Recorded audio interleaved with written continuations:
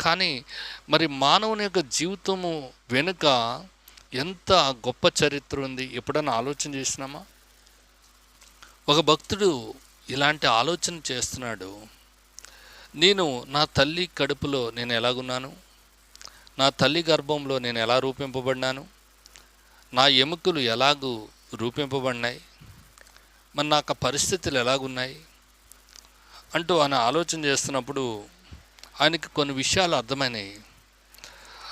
నా తల్లి గర్భమందు నన్ను నిర్మించిన వాడువు నీవే.